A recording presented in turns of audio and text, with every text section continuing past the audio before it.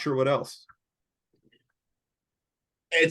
I'm kind of, we both follow all the other teams in the league, and no team I feel has been perfect in their transparency in the offseason this year. There's been like teams that have been, putting out rosters, but then they lack in everything else. Yeah.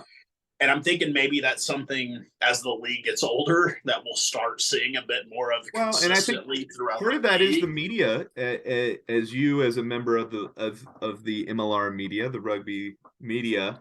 We need to ask for that transparency because one, these we're supposed to be connected with these teams, kind of arm's reach, of course, but still connected. And part of that is them growing themselves in the community. And the best way for them to do that is to be transparent, to let us know what's going on regularly so that we feel like we're a part of this, right? The further they keep us away, the less information they give us, the less we feel connected, the less committed we are as fans, right? As fans, we want to know what's happening, when it's happening. Can we be a part of that, right? Can we show up to some of these events? And some of the things that they've done and are planning to do are good. We got the one video of players in training, and we've nothing seen nothing since. So we're getting Instagram posts by players. That's like that's the most information we're getting. That's how I know what's going on here. Yeah.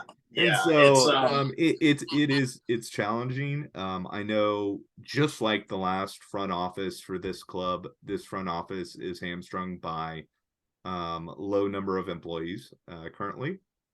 Yes. Hopefully they're expanding upon that, and hopefully they will expand in the future. But I think one of the biggest problems is, we're bringing in people who have done this at different levels of sport, but haven't done it with the low management number of people in the management group, and they haven't done it for rugby before. So it's not completely a different animal, but it is different. It's probably the thing that I love about this sport the most, though, is the amateur vibe of it. And I think that's something that Americans just, especially in management positions in the sport, they just don't get that, like, how much of that is important for the success of the sport overseas. Like, it's kind of that openness that, like, who's starting 4 days before the game. Right. They're not used to that. You don't do that here. The only time you get, like, in Major League Baseball, you'll know who the pitcher is, and that's usually about it. Yeah. You don't know who the starting lineup is every night in baseball. Yeah. In rugby, it's like it's very important that you know that 4 or 5 days before the game or 3 days before the game. And I think that's something that, like, they'll learn as they go along. We've met with the management team here. I think they're very capable. I think the general manager we have, his experience in the sporting world, he's had great success. The people they've brought in have had great success at sports in this country. Yeah. And I don't doubt that they're going to have they're going to have success here. I just think it's going to be growing. Yeah. And the problem is that I think, like last year, we have the growing pains issue with the new group. And until we get consistency with the management group, with the GM and kind of the top level of coaches, right? The head coach, and maybe both the top assistant coaches, that we're going to keep experiencing this, unfortunately, to some degree. Yeah, I agree. Unfortunately, I do agree with you on that.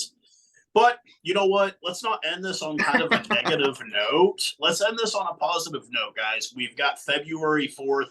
We've got rugby coming. Dude, that's like how many? Well, I got to get off the calendar here, man. That's like less than a month.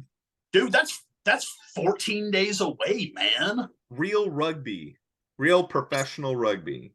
Not to hate on college, the men's and women's rugby locally, because I'm part of it. I coached and I've played in it, and I'm currently coaching in it.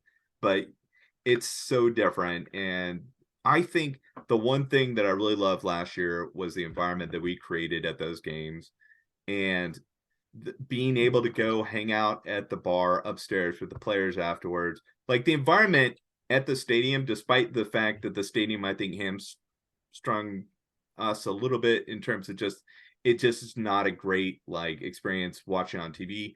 When you're there, it's awesome. I mean, It's an it's so amazing different than environment. just It's going just out an to a field out in atmosphere. the middle of nowhere and watching 30 guys go at it. It's Choctaw Stadium is a special place.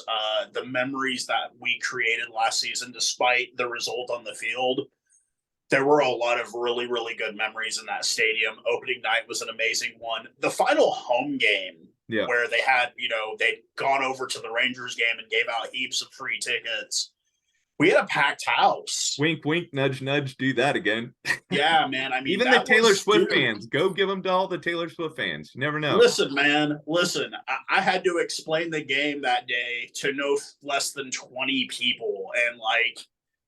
But they left with a beer in their hand. Well, they may not have left with a beer in their hand, but at least after. But they all bought beer. They all bought sodas, and they were like, "Okay, let's watch this for whatever it is." Yeah. And they probably had a blast. They loved it, man. They were like, how much are tickets? Oh, they're super cheap. Yeah, I'll come out to this. This is fun, And I'm like, yeah, man. And like, if you like these guys and you want to meet them, they're easily accessible to meet. Yeah. They're not. That's one thing I would like to see is more access to the players immediately after the game. Let fans come up in the stands with us, man. Like, I didn't understand that. They were like, you have to be called down by the players. So I was like, well, the players know me, but they don't know Sally and Bob in the back. Yeah. Like, just let people go down the field, take pictures with the players. Silly. Yeah, definitely. And that's like I said, have the players stick around for 20 minutes directly after the game, take photos with people, sign some autographs, then they go get showered, then they can meet everybody upstairs for beer and food afterwards. Boom, done. We've got more of that coming in less than 2 weeks, Rick, and then we've got the home opener at the end of February. The cookout, the beer, dude, it's going to be exciting, dude. I can't wait to see everybody's face out at not just the gathering the week before, but dude, tailgating. This is going to be so fun. I'm hoping somebody has some cornhole kids. We could do cornhole, just do it big like we do it in Texas when it comes to tailgating, man. We got to show them how we do it in Texas, man. And make it a regular deal that they go, we want the tailgate every week.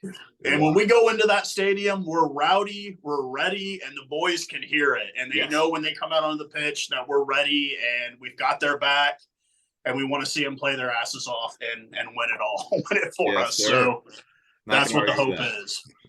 But this inaugural podcast, hopefully we can do some more of these. We'll figure out some better options here and whatnot. But let's go Jackals, man. Go Jackals.